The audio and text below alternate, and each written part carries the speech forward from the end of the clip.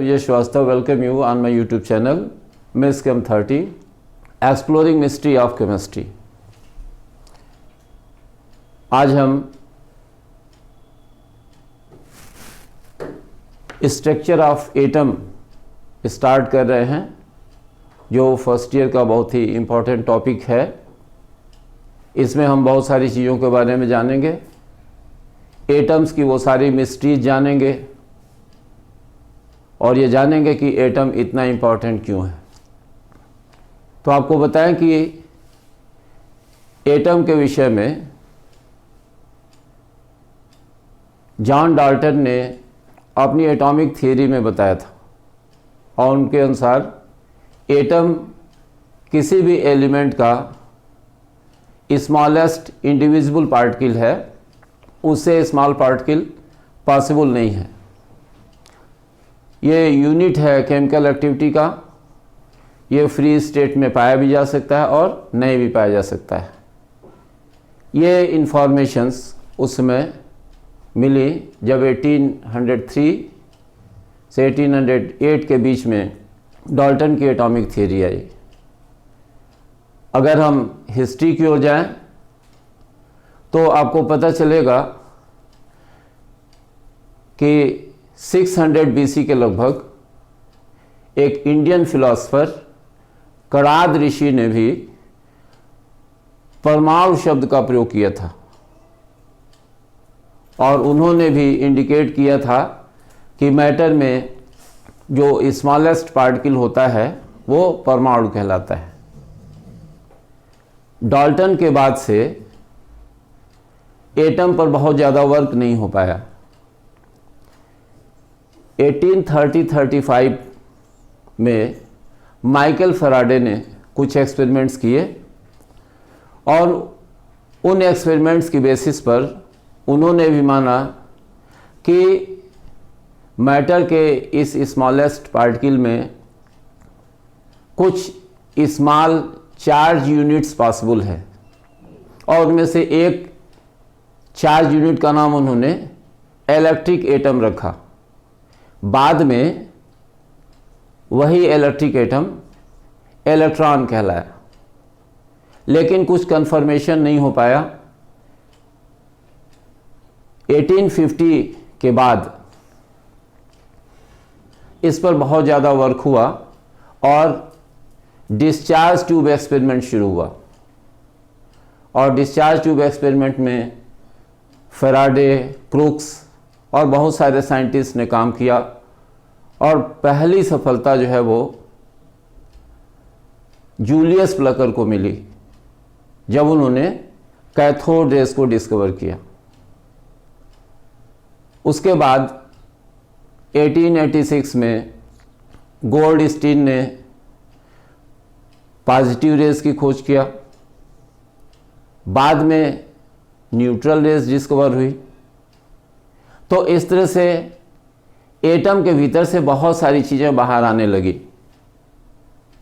तो उससे पता चला कि एटम, जिसे जॉन डाल्टन ने स्मॉलेस्ट इंडिविजुअल पार्टिकल माना था, अविभाज्य कण माना था, वो अब इंडिविजिबल नहीं है, वो डिविजिबल है। ये चीज़ें कंफर्म हो गई बाद में। तो हम वन बाय वन चीज़ों को देखेंगे कि how atom was found to be divisible and what is the inside story of the atom।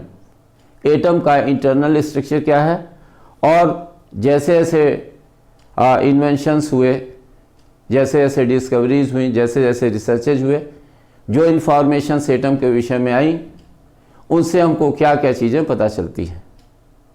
तो सबसे पहले हम डिफाइन करते हैं एटम को। आप डिफिनीशन सुन करके भी नोट कर सकते हैं। An atom is the smallest particle of an element. It is indivisible and is the unit of chemical reactivity. It may or may not exist in free state. ये जो definition है कि atom किसी भी तत्व का वह सबसे छोटा पार्टिकल है जो रासायनिक अभिक्रिया की यूनिट है और जो फ्री स्टेट में पाई भी जा सकती है और नहीं भी पाया जा सकता है। तो ये डिफिनीशन रही अर्ली स्टेज में जॉन डाल्टन के कंसेप्ट की बेसिस पर। बाद में ये कंफर्म हो गया कि एटम डिविजिबल है और कुछ सब एटॉमिक पार्टिकल्स या एलिमेंट्री पार्टिकल्स से मिलकर के बना है। एटम में जो पार्टिकल्स हैं वो 2 टाइप्स के होते हैं। कुछ पार्टिकल्स स्टेबल होते हैं और कुछ अनस्टेबल होते हैं। एटम की जो स्टडी है उसमें दोनों तरह के पार्टिकल्स कई हैं। फिलहाल फर्स्ट ईयर के कोर्स के हिसाब से अगर हम देखें तो एटम 3 एलिमेंट्री पार्टिकल से मिलकर के बना है और वो पार्टिकल्स आपको बता रहे हैं हम।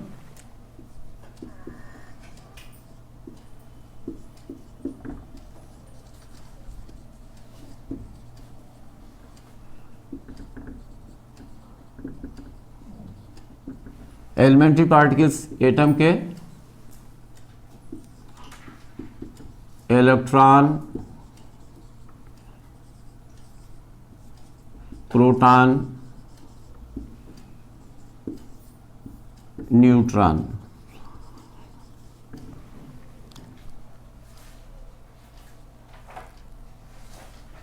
इनमें से ये 2 चार्ज पार्टिकल हैं और स्टेबल है।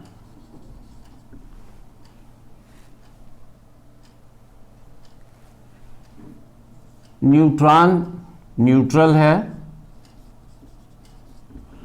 और स्टेबल में इसलिए काउंट नहीं कर रहे हैं कि आउटसाइड न्यूक्लियस या आउटसाइड एटम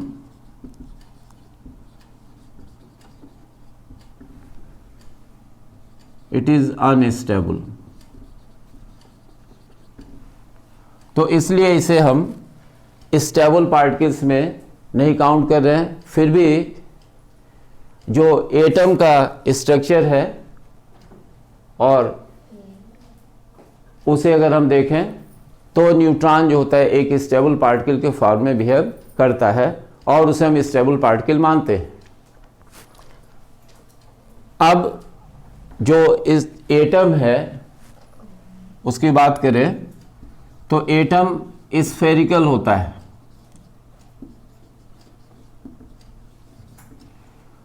और जो इंफॉर्मेशंस हमारे पास हैं उसके हिसाब से एटम को अगर रिप्रेजेंट करें तो एटम में एक पॉजिटिवली चार्ज पोर्शन है जिसमें प्रोटॉन और न्यूट्रॉन रहते हैं और बाहर डिफरेंट एनर्जी लेवल्स जिसमें इलेक्ट्रॉन मूव करते रहते हैं। तो अगर स्ट्रक्चर के हिसाब से देखें तो ये पोर्शन जो सेंट्रल पोर्शन है इसे हम कहते हैं न्यूक्लियस। इसमें टोटल पॉजिटिव चार्ज होता है और टोटल मास होता है। ये हाईली कॉम्पैक्ट सेंट्रल पोर्शन है एटम का और ये एक्स्ट्रा न्यूक्लियर स्पेस में डिफरेंट एनर्जी लेवल्स जिसमें इलेक्ट्रॉन रिवॉल्व करते हैं। इलेक्ट्रॉन्स का जो मास होता है वो प्रोटॉन या न्यूट्रॉन के मास के कंपैरिजन में नेग्लिजिबल होता है। तो ये हमने बताया कि एटम में मेन फंडामेंटल पार्टिकल्स कौन कौन से हुए। इसके अतिरिक्त एटम में न्यूट्रिनो, एंटी प्रोटॉन, पॉजिट्रॉन, मेसॉन्स ये सब पार्टिकल्स भी पाए जाते हैं। जो मेसॉन है वो न्यूक्लियस की स्टेबिलिटी में और प्रोटॉन और न्यूट्रॉन के बीच एक्सचेंज में बहुत इंपॉर्टेंट रोल प्ले करता है। तो हम स्टार्ट करेंगे सबसे पहले कि कैसे डिस्कवरी हुई इलेक्ट्रॉन की। तो हम शुरू करते हैं सबसे पहले इलेक्ट्रॉन के बारे में।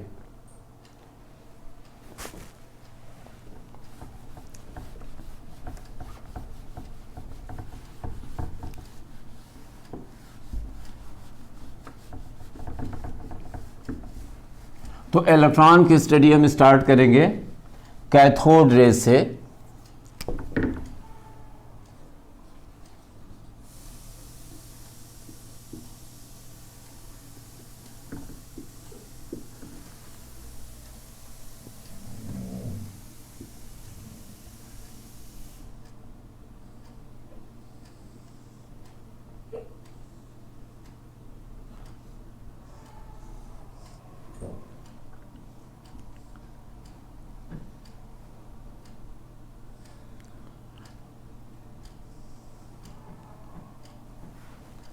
कैथोड रेज की डिस्कवरी जूलियस प्लकर द्वारा हुई 1859 में।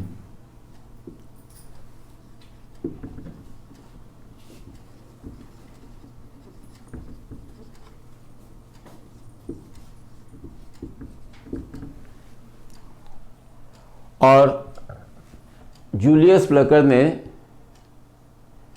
एक डिस्चार्ज ट्यूब का यूज़ किया। ये डिस्चार्ज ट्यूब जो है वो हार्ड ग्लास की बनी हुई थी। इसमें दो साइड्स में दो इलेक्ट्रोड्स लगे थे, एक साइड में कैथोड और दूसरे साइड में एनोड।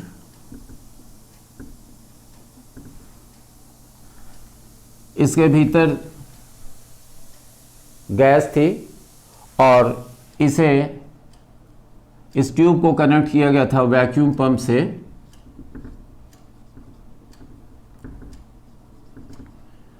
ताकि इसके भीतर का जो प्रेशर है उसे कम किया जा सके। और प्रेशर मेंटेन हुआ था लगभग 10⁻⁻⁴ mmHg। ये प्रेशर मेंटेन किया गया था। जो वोल्टेज अप्लाई हुआ इन दोनों के बीच में वो बहुत ही हाई था, 10,000 to 30,000 वोल्ट। और जो एनोड है इसके पीछे इस ट्यूब में एक फ्लोरेसेंट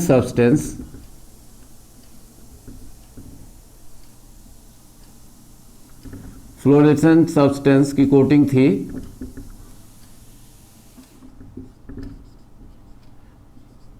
यानी जिंक सल्फाइड की कोटिंग थी। तो ओवरऑल एक्सपेरिमेंटल सेटअप हमने आपको दिखाया कि जूलियस प्लकर के एक्सपेरिमेंट में या कैथोड रे एक्सपेरिमेंट में एक हार्ड ग्लास की बनी हुई डिस्चार्ज ट्यूब है। इसके दोनों एंड्स पर दो इलेक्ट्रोड्स लगे हैं, एक साइड में कैथोड दूसरे साइड में एनोड। इसके भीतर जो गैस है उसका प्रेशर 10⁻⁻⁴ mmHg के इक्वल है। और दोनों इलेक्ट्रोड्स के बीच जब हम हाई वोल्टेज अप्लाई करते हैं तो एनोड के पीछे की जो ग्लास की वॉल है इसमें ग्रीन फ्लोरेसेंस हमको मिलती है।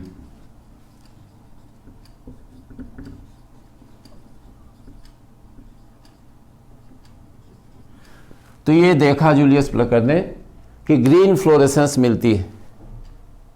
तो इस बेसिस पर ये अनुमान लगाया कि कैथोड से कुछ इनविजिबल रेज निकलती हैं।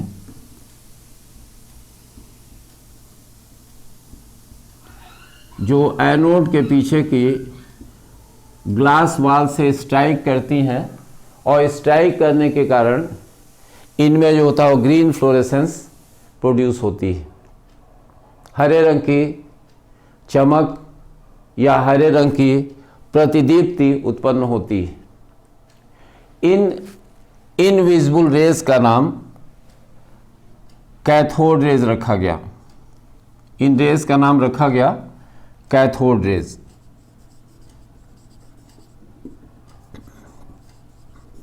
कैथोड रेज क्यों नाम रखा गया? इसलिए कि माना गया कि एनोड के पीछे की वॉल में, ग्लास वॉल में जो भी फ्लोरेसेंस प्रोड्यूस हो रही है वो कैथोड की तरफ से आने वाली इनविजिबल रेज के कारण ही है। तो कैथोड से ओरिजिन के कारण इनका नाम कैथोड रेज रखा गया। अब जब डिस्कवरी हो गई कैथोड रेज की जूलियस प्लकर के द्वारा, तो बहुत सारे वैज्ञानिकों ने इनकी प्रॉपर्टी की स्टडी शुरू किया और प्रॉपर्टी की स्टडी करके बहुत सारी इंफॉर्मेशंस जो होती है वो बताई कि रेज में कौन कौन सी प्रॉपर्टीज़ है। अभी हम देखेंगे कि कौन कौन सी इंपॉर्टेंट प्रॉपर्टीज़ हैं। फिलहाल थोड़ा सा हम आपको एक चीज़ यहाँ बता दें कि रेज की जो ओरिजिन है वो कैसे होती है। इतने लो प्रेशर पर और इतने हाई वोल्टेज पर जो गैस होती है,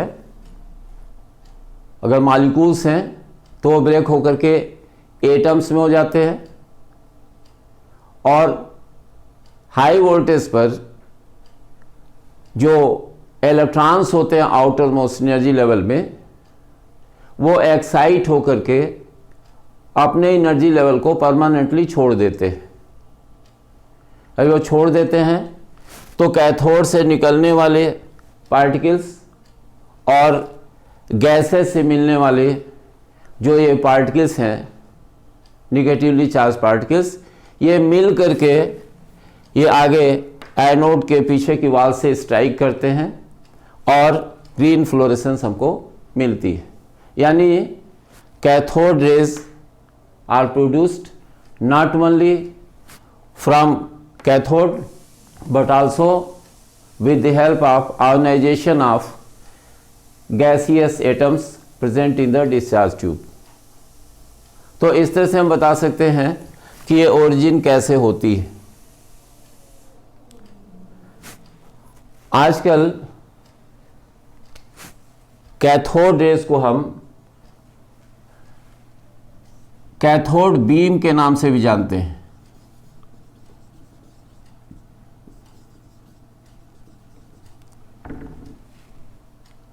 या इलेक्ट्रॉन बीम भी कह सकते हैं इनको। ये डिफरेंट नेम से असाइन किए गए हैं कैथोड रेज को। तो अब हम इसके बाद देखेंगे कि कैथोड रेज की प्रॉपर्टीज क्या क्या है।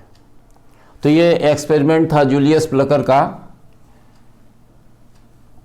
कैथोड रे एक्सपेरिमेंट कह सकते हैं इसको।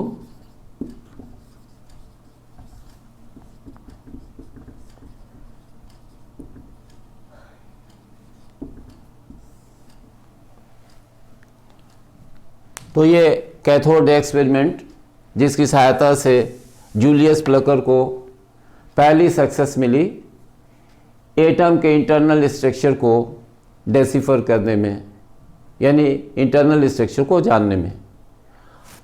अब हम देखते हैं कैथोड रेज की प्रॉपर्टीज़ क्या क्या है।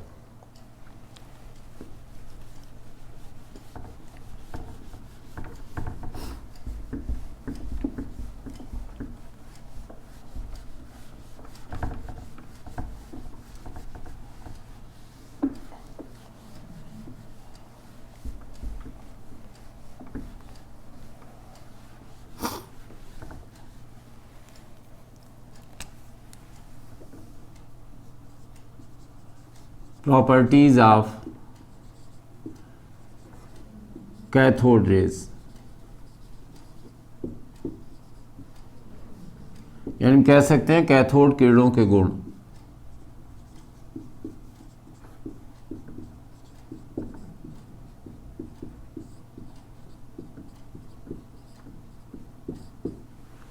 अब इसमें कंट्रीब्यूटर्स देखते हैं किसने किसने कंट्रीब्यूट किया।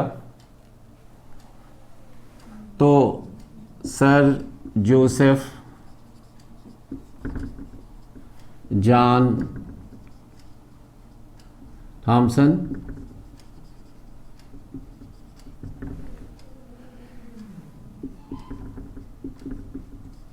हिटार्फ, क्रूक्स,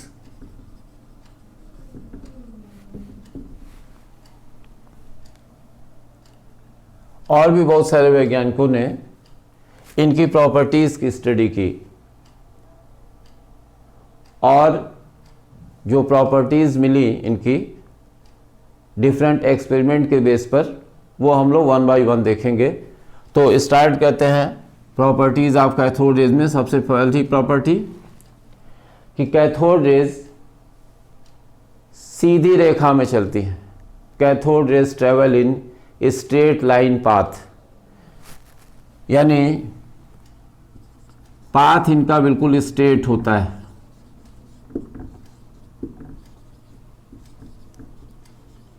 हम आपको ये भी बताते चलेंगे साथ में कि ये जो कंक्लूजन्स ड्रा हुए कि मूवमेंट स्ट्रेट लाइन पाथ में होता है, सीधे रेखाओं में कैथोड रेज चलती है, कैसे पता चला? तो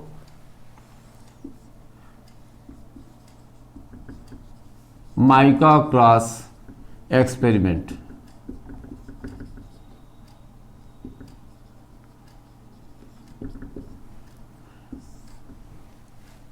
माइका या अब्रक का एक क्रॉस बना करके कैथोड रे ट्यूब में कैथोड रेज के पाथवे में रखा गया और पीछे एक स्क्रीन लगाई गई। तो देखा गया कि रेज जो हैं वो इस क्रॉस की शैडो कास्ट करती हैं उस स्क्रीन के ऊपर, और जो शैडो बनती है उसकी साइज उतनी ही होती है जितना बड़ा क्रॉस जो है वो उस एक्सपेरिमेंट में ट्यूब में प्लेस किया गया था। तो इससे ये कंक्लूजन निकला कि रेज जो होती है वो स्ट्रेट लाइन पाथ में या सीधी रेखा में ट्रेवल करती है।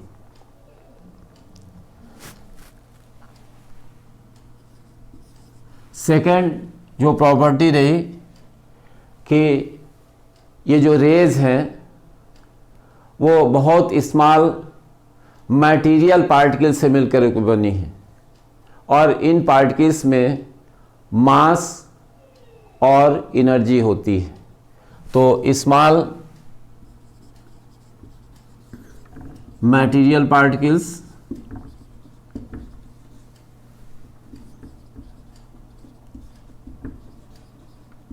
विद मास एंड एनर्जी,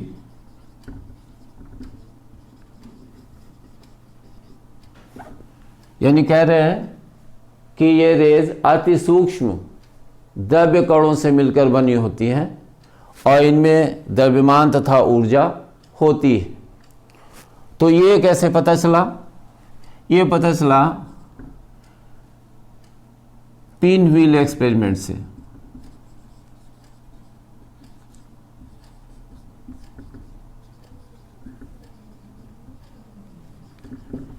इनके पाथवे में एक घूमने वाला बहुत हल्का सा पहिया रखा गया और पता चला कि उसकी ब्लेड्स जो होती हैं वो मूव करने लगती हैं, लगातार उसमें मोशन आ जाती है, और ये मोशन तभी पॉसिबल है जब स्मॉल पार्टिकल्स उसके ब्लेड से स्ट्राइक करते हैं लगातार और वो उसको रोटेट करते हैं।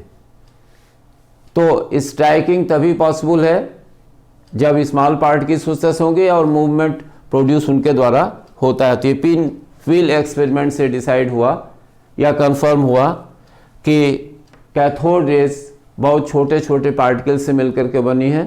ये मटेरियल पार्टिकल्स हैं, इनमें मास और एनर्जी होती है।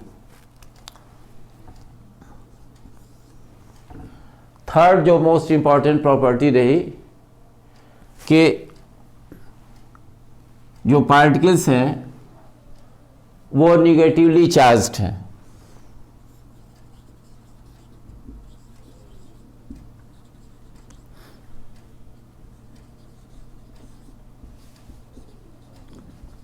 यानी कह सकते हैं कि cathode rays are made up of negatively charge particles.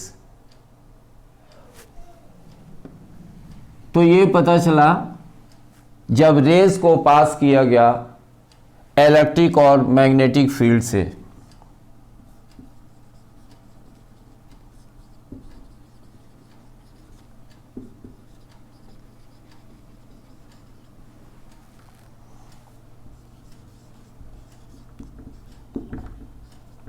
Electric और मैग्नेटिक फील्ड से जब पास किया गया इनको, तो पता चला कि ये रेज अपने पाथवे से डिफ्लेक्ट हो जाती है और डिफ्लेक्शन के डायरेक्शन से पता चलता है कि ये निगेटिवली चार्ज पार्टिकल से मिलकर के बनी हुई है। अगर इलेक्ट्रिक फील्ड लगाएं केवल तो पॉजिटिव इलेक्ट्रोड की ओर डिफ्लेक्शन होता है, मैग्नेटिक फील्ड लगाते हैं तो दूसरे डायरेक्शन में डिफ्लेक्शन होता है, और जो दोनों फील्ड को बैलेंस किया जाता है तो स्ट्रेट लाइन मूवमेंट होता है। तो डिफ्लेक्शन से कंफर्म हुआ कि ये जो रेज हैं वो निगेटिवली चार्ज पार्टिकल से मिलकर के बनी। अब ये जो डिफ्लेक्शन है इसके बारे में थॉमसन ने एक्सपेरिमेंट किया था और ये कंफर्म किया था कि जो रेज हैं वो निगेटिवली चार्ज पार्टिकल से मिलकर के बनी हैं। डिटेल्स यहाँ हम डिस्कस नहीं कर सकते। ये एक्सपेरिमेंट थॉमसन द्वारा कैथोड रे ट्यूब में किया गया था। तो आगे जो नेक्स्ट प्रॉपर्टी है, ये जब धातु की पतली पन्नी से स्ट्राइक करती हैं, टकराती हैं, तो उसमें ताप दीप्ति उत्पन्न करती हैं। यानी हम कह सकते हैं when these rays strike with these thin metal foils they produce incandescence। तो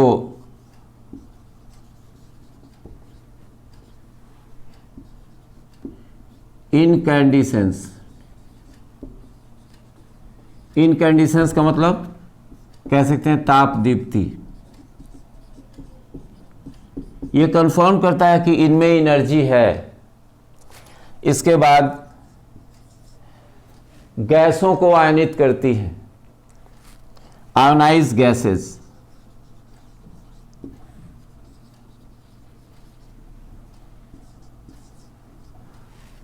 फोटोग्राफिक प्लेट को प्रभावित करती हैं, अफेक्ट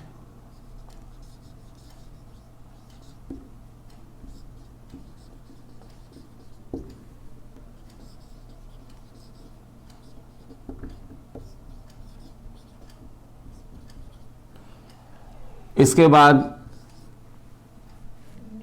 जिंक सल्फाइड के स्क्रीन से स्ट्राइक करके फ्लोरेसेंस प्रोड्यूस करती है।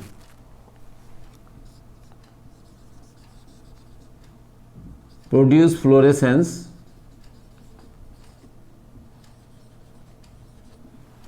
व्हेन स्ट्राइक विद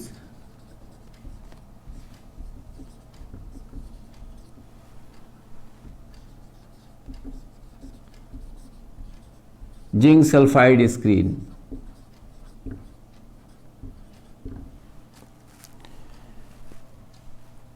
ये 7 इंपॉर्टेंट प्रॉपर्टीज हमने आपको बताया कैथोड रेज के लिए।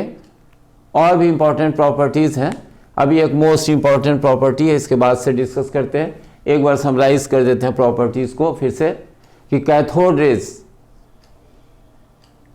जिसकी एक्सटेंसिव स्टडी जे थॉमसन ने किया और भी बहुत सारे साइंटिस्ट ने भी की, तो जो कंक्लूजन्स आए, जो ऑब्जर्वेशंस आए, उनको हम समराइज कर रहे हैं कि कैथोड रेज सीधी रेखाओं में चलती हैं, यानी they travel in straight line path. ये बहुत छोटे छोटे द्रव्य कणों से मिलकर के बनी हैं। इसमें मास और एनर्जी होती है। These are composed of very minute material particles having mass and energy. जब इन रेज को इलेक्ट्रिक और मैग्नेटिक फील्ड से पास किया जाता है तो इन रेज के पाथवे में डिफ्लेक्शन हो जाता है जो डायरेक्शन होता है डिफ्लेक्शन का या विचलन का, उससे पता चलता है कि जो रेज हैं वो निगेटिवली चार्ज पार्टिकल से मिलकर के बनी है। उसके बाद आपको बताया गया कि जब ये थीन मेटल फाइल से धातु की बहुत पतली पन्नी से टकराती हैं तो पन्नी गर्म होकर के लाल हो जाती है, रेड हॉट हो जाती है। इसका मतलब they produce heating effect on metal files, तो ताप दीप्ति उत्पन्न करती हैं, यानी इनकैंडिसेंस प्रोड्यूस करती हैं। उसके बाद गैसेस को आयोनाइज करती हैं, फोटोग्राफिक प्लेट को इफेक्ट करती हैं, और जिंक सल्फाइड या किसी अन्य फ्लोरेसेंट या फास्फोरेसेंट मटेरियल की स्क्रीन से जब स्ट्राइक करती हैं तो उनमें फ्लोरेसेंस या फास्फोरेसेंस प्रोड्यूस होती है। नेक्स्ट जो मोस्ट इम्पॉर्टेंट प्रॉपर्टी है वो हम आपको बता रहे हैं इसमें,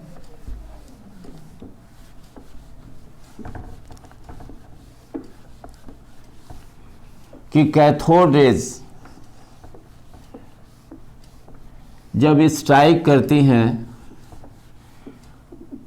हाई मेल्टिंग पॉइंट वाले किसी हेवी मेटल से,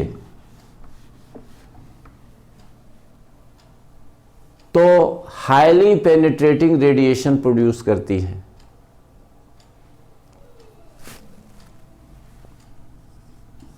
on striking on a metal, on a heavy metal with high melting point,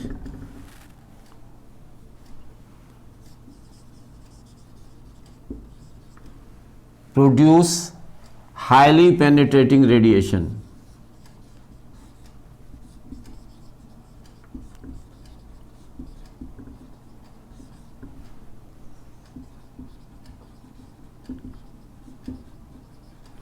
और इसी हाईली पेनिट्रेटिंग रेडिएशन को हम एक्स रेज के नाम से जानते हैं। तो ये एक्स रेज प्रोड्यूस करती है। आपको पता है कि 1895 में रॉन्जन नामक साइंटिस्ट ने एक्स रेज की खोज किया था। तो ये आपको बताया कि कैथोड रेज की इंपॉर्टेंट प्रॉपर्टीज क्या है। इस बेसिस पर यह कंफर्म हो गया कि cathode raise negatively charge particle से मिलकर के बनी है। इसके बाद कैथोड रेज पर और भी बहुत सारे एक्सपेरिमेंट हुए। जे टॉमसन ने एक्सपेरिमेंट के द्वारा ये कंफर्म किया कि जो रेज प्रोड्यूस होती हैं उनके चार्ज और मास का जो रेशियो होता है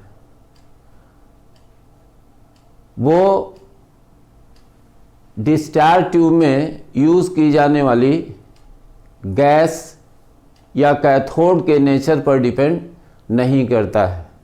तो चार्ज और मास का जो रेशियो है उसको यूनिवर्सल कांस्टेंट माना गया, और चार्ज और मास का जो रेशियो जे टॉमसन ने फाइंड आउट किया उसे हम आपको बता रहे हैं। E/m रेशियो के नाम से जिसे जानते हैं, ये वैल्यू आई थी 1.758820 इंटू 10⁸ कूलाम पर ग्राम। ये वैल्यू रही और ये वैल्यू कांस्टेंट रही। ये वैल्यू जो होती है वो नेचर ऑफ कैथोड, यानी किस मेटल का कैथोड बना है इस पर डिपेंड नहीं करती, और इस बात पर भी डिपेंड नहीं करती कि ट्यूब में कौन सी गैस हम यूज़ कर रहे हैं। तो ये थॉमसन ने कंफर्म किया था कि cathode raise negatively charge particle से मिलकर बनी है और इनके लिए E/m का जो रेशियो है वो कांस्टेंट होता है। इसे स्पेसिफिक चार्ज भी कहते हैं।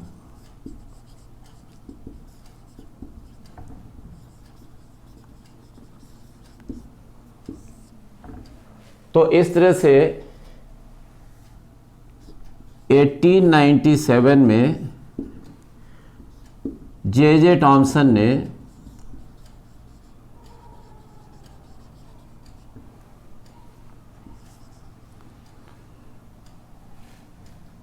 इलेक्ट्रॉन की खोज की। ये नाम दिया गया निगेटिवली चार्ज पार्टिकल्स को इलेक्ट्रॉन।